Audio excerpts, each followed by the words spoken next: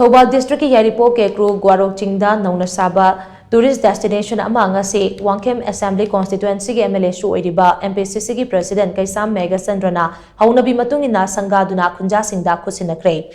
ग्वारोक tourist destination अदु मियामदा खुसिनरबा मतुंगदा एमएलए मेघचंद्रना पाउमीसिंगदा हाई टूरिस्ट डेस्टिनेशन असे मणिपुरदा टूरिस्ट स्पॉट कया सेमकटपकी थौरांगी मखादा टूरिज्म लोइसंगना लुपा लाख कुंत्रा अमदी एमएलए लोकल एरिया डेवलपमेंट फंडगी लुपा लाख कुन हापलगा पुना लुपा लाख यांखै चंगना साबनी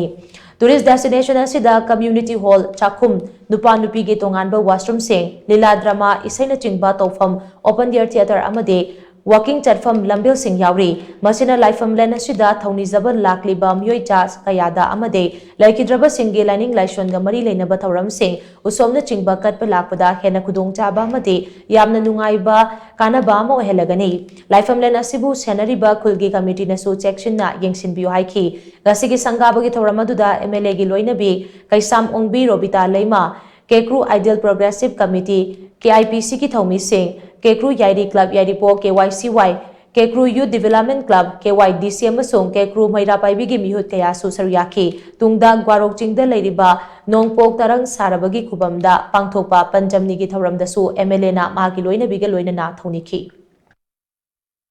पंचमी की सुगुंबा लाई खुरुंबा लाकु मतमदा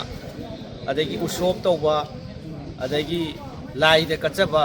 पुगुंबा सुगुंबा से अखोई हेक लाइसंग मयादा तौबा खोटपसे अमांग सोई तौबसे नुआइते अदुना मरम ओरकांदा मसिगी लाइसंसदगी खरा कुमधरागा टूरिस्ट डेस्टिनेशन अमा मसिदा कम्युनिटी हॉल अदगी किचन अदगी नुपीगी नुपागी टॉयलेट अदगी अखोई ड्रामा अदगी इसई तौफम असी मयाम से लोइना अखोई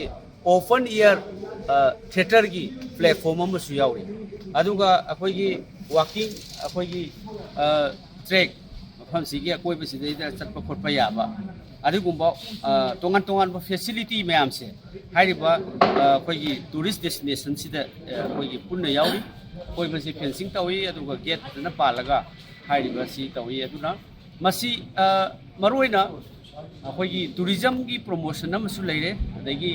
लाई खोरंबा लाख खोटपगी अदुगुंबा खुदोंग चाबा पिननबगी सु अमु ओइरे।